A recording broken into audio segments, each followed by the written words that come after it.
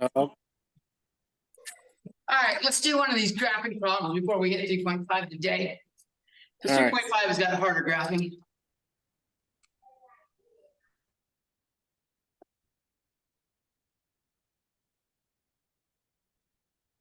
Graphing a polynomial. This is from 3.4.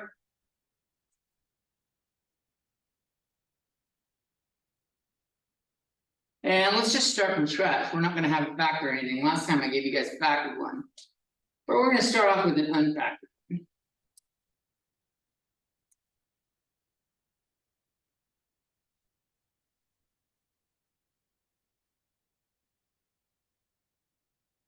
So what we want to do here is figure out how to factor it.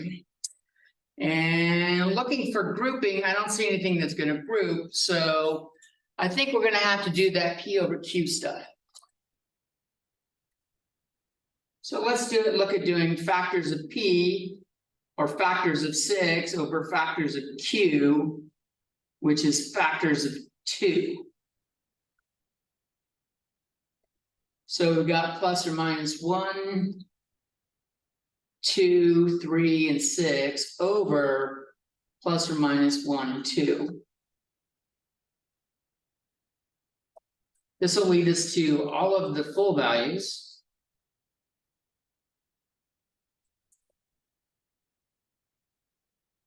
And then when I do them over 2, let's see what happens.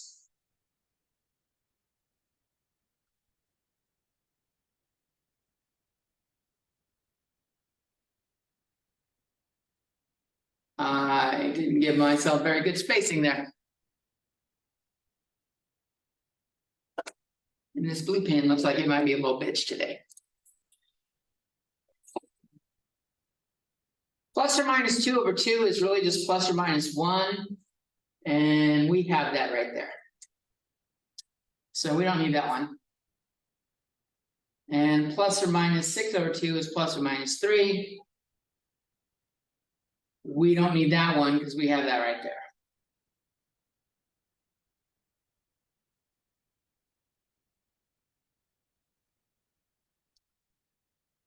If we look at the number of sign shifts in f of x,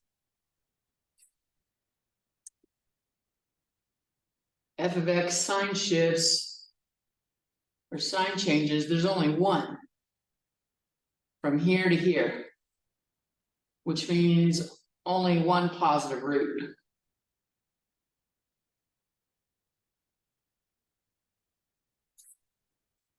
And since the exponent here, 3 tells us 3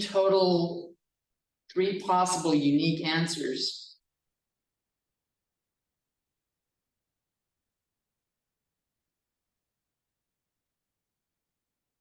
Three minus 1 is 2, which means there might be 2 negative roots.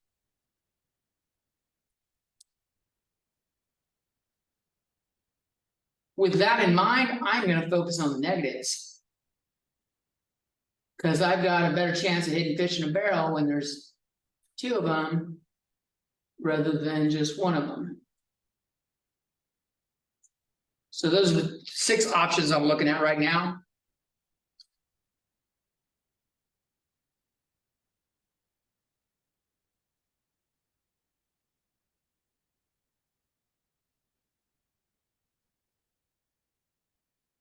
I think I'll start with -2. That way, if I have all negative or alternating signs on the bottom, I can discount higher ones. We're going to do -2. We're doing synthetic division. I constantly want to call this sky division because the numbers just sit there and float in the fucking air. I have a quick question. Yeah. How did you go, or how did you know you were going to have 2 negative roots? Was it because the sign change? There's only one sign change which says there's 1 positive root. And since there's a total maximum, if I look at this exponent here, that tells me that there's up to 3 answers. If only one of Okay. them's positive, it means by default the other is 2. You can do Okay. subtraction on it. Okay, now, the sign changes, say there was 3 different sign changes. So is that saying that there's 3 positive roots? Yes, and that would mean no negative roots. And I could Okay. immediately eliminate all the negative roots. Okay. All right, thank you. Uh-huh. I said, okay, thank you. You're welcome. -2 times 2 is -4. Bring it up, add them up, we got -1. -2 times -1 is 2. Add them up, we got -9. -2 times -9 is 18.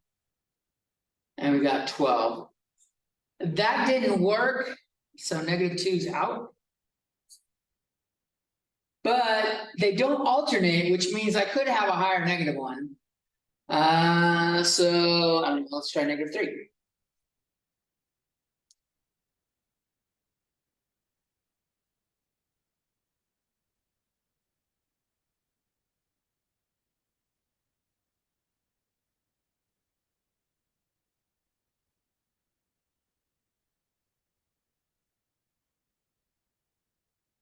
And it looks like we found one of them.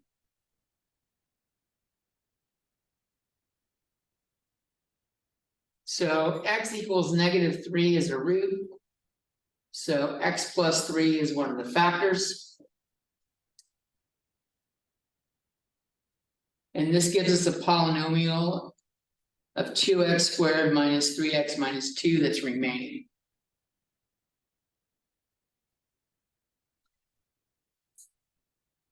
Rather than keep going with guessing on these P or Q's, now that I'm down to a quadratic, I'm just gonna factor it. A times C is -4 and B is -3. -4 and 1 add up to -3. So 2x squared minus 4x plus x minus 2. We get 2x times x minus 2 plus 1 times x minus 2. And we get x minus 2 times 2x plus 1 for factoring the quadratic. We also still have the x plus 3 up above. So f of x factors into that.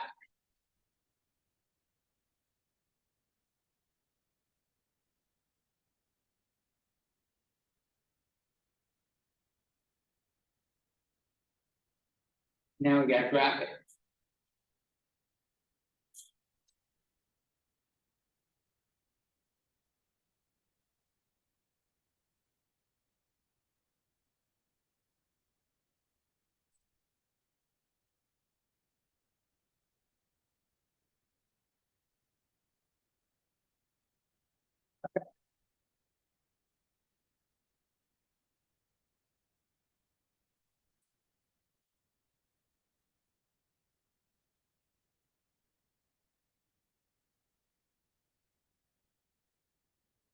All of these have a multiplicity of 1. Which means when they cross the line, they're gonna be like directly just crossing it. No bouncing, no wiggles. And we see where each one crosses by setting this equal to 0.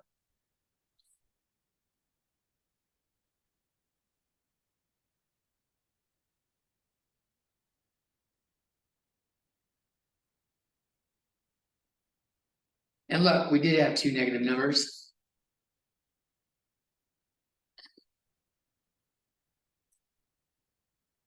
So these are all of our x-intercepts. -3, 0, 2, 0, -1/2, 0.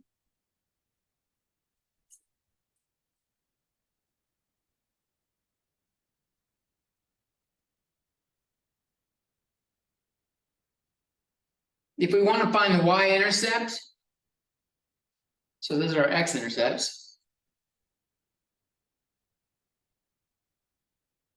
The y-intercept is easiest if we come up here to the initial equation.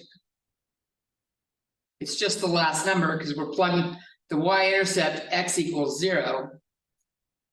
And this zeroes all of these out. Except the -6. If you don't start in that form now, if you don't have it all multiplied out, you can still find the y-intercept fairly easy here. Just by plugging in 0. And this just turns this into all the numbers at the end multiplied together, which is still -6.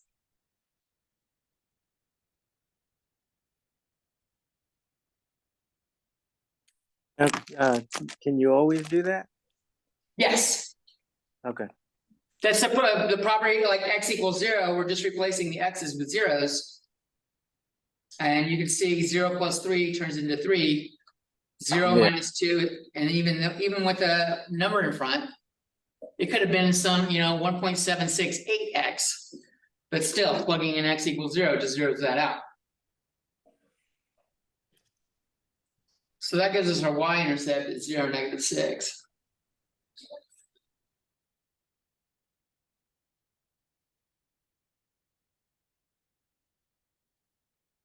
We look at f of x, what it started off with. The leading term was 2x cubed.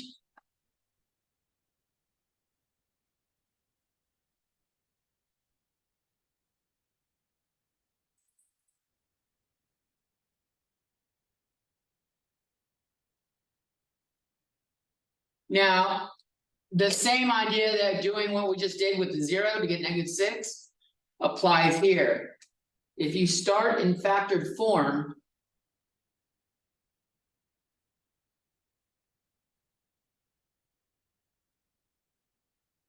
just multiply all the shit in the front half of the parentheses. Just multiply all the x terms. Not necessarily the front half, because they do the number first. It is specifically the x.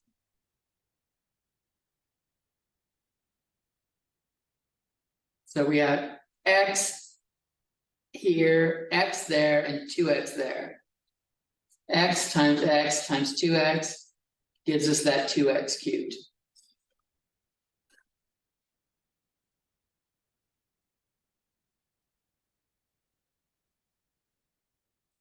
This helps us with our end behavior. So end behavior on a polynomial, when it's x to the n, if n is odd, let's say ax to the n. If n is odd, we're either going to have like that and like that. That's if a is greater than 0. And if a is less than 0, we're going to have it going up to the left and down to the right.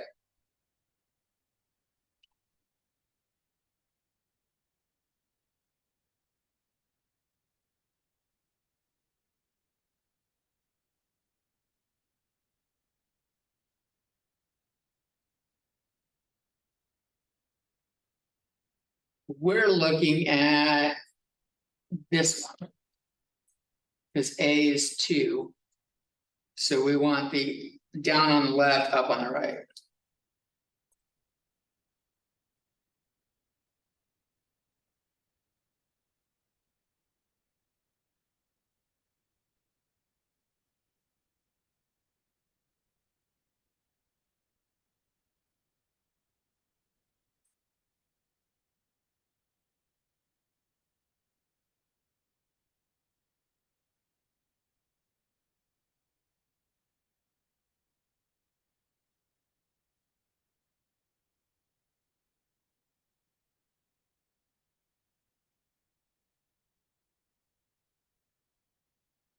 I do every fifth one a little bit bigger.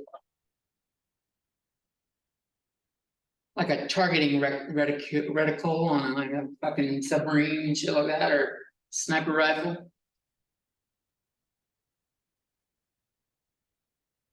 All right, so we have our roots. We're gonna just plot those. -3, 0 is there. 2, 0 is there. -1/2 0 is there.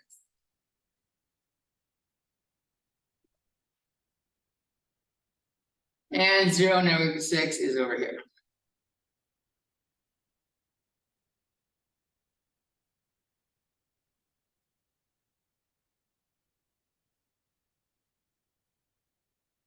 Now I can see for these dots to connect, I gotta have something doing like this.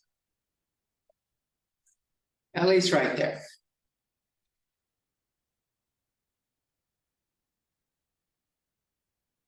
If they all cross, they don't bounce or anything, so the lines are gonna go through those points right there. We see it's gonna go up on the right. And over here on the left, it's gotta come back down and cross this. And it's gonna go down on the left.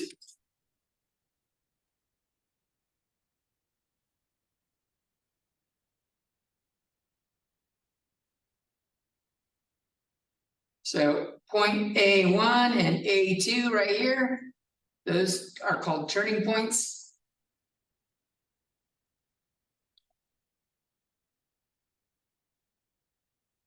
And there's a max of n-1.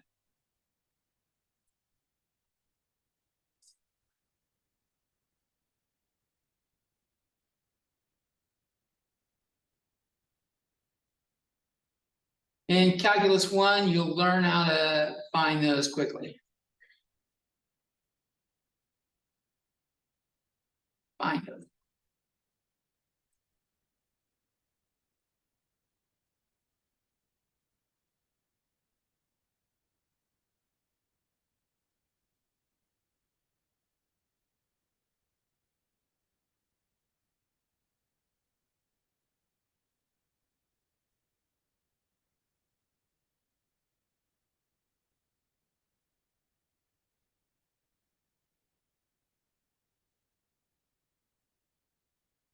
Any questions?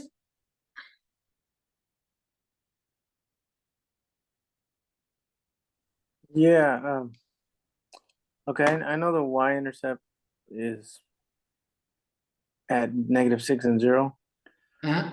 Um, can you tell me how you know that it went down a little bit further to that A2 point? Okay, so in general, that's a great question. In general, but not always.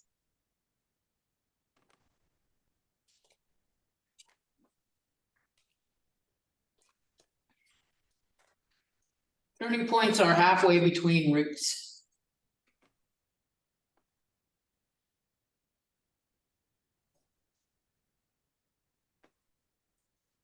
Roots, or they're called solutions, or x-intercepts.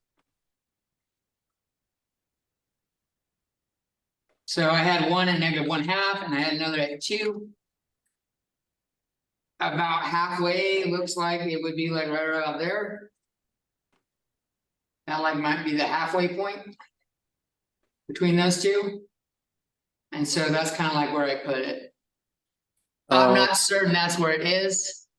But I Yeah, do know it's crossing. I just don't know how far it's gonna go down or when it's gonna start going back up. It might be way down further. yeah, It might be down a lot further. But yeah, without being able to go through the calculus and show you how to get those spots and then find the y values quickly, that's a lot more work trying to find them. okay, But you will get to the point where you can find it pretty quickly. It's an easy task in calculus. okay. Let's kick it up a little bit. Do one more. I'll give it to you in factored form.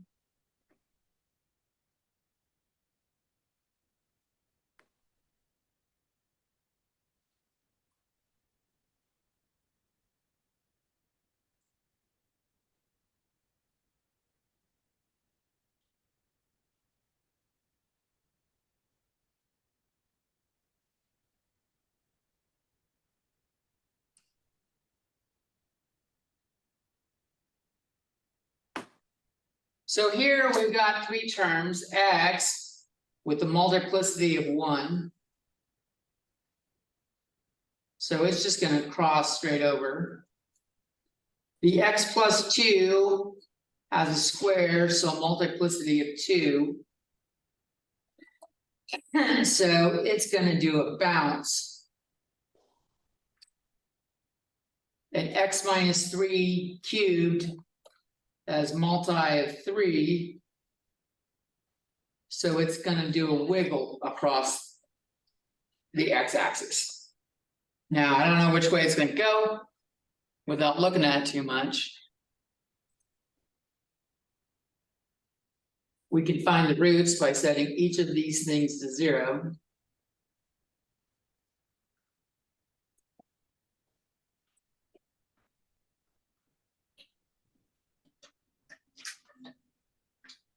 This one, take the square root, this one, take the cube root of both sides.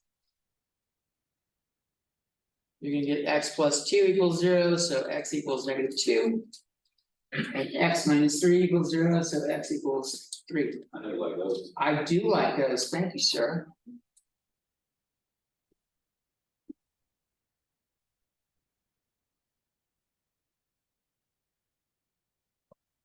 So we've got the 0.00, that's multi 1. We've got the point -20, that's multi 2. And we've got 30, which is multi 3.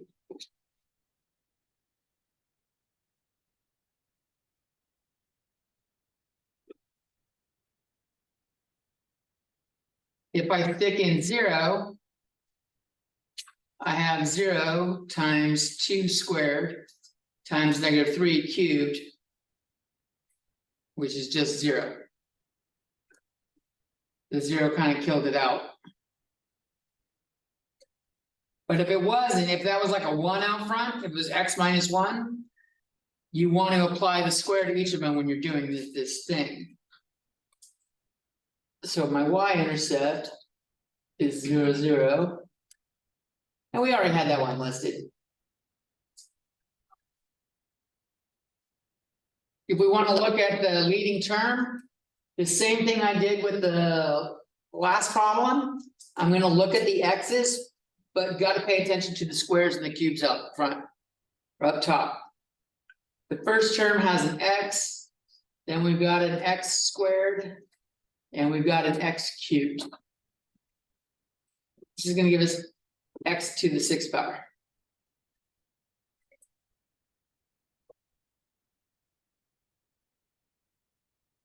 So ax to the n is even. So they either both go up if a is greater than 0, or they both go down if a is less than 0. For n behavior.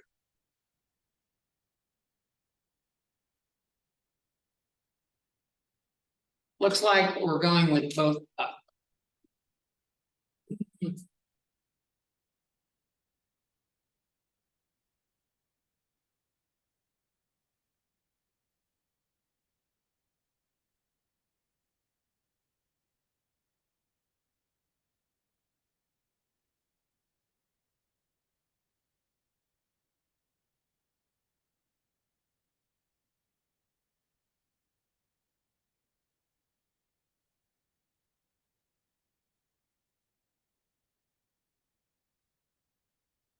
Plot our intercepts.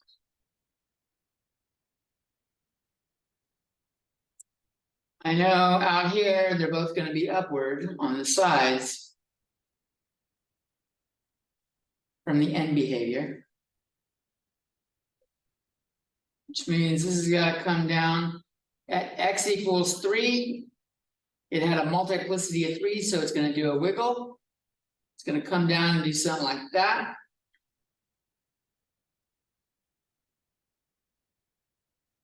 At x equals 0, it's a multiplicity of 1, so it's got to come up and just cross it. And at x equals -2, it bounces off because of multiplicity of 2.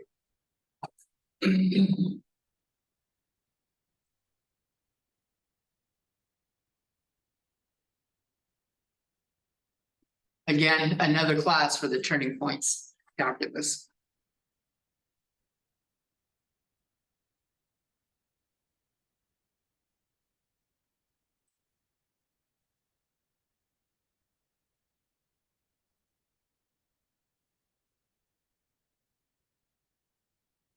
Well, let's stop recording there for that 3:35. Yeah.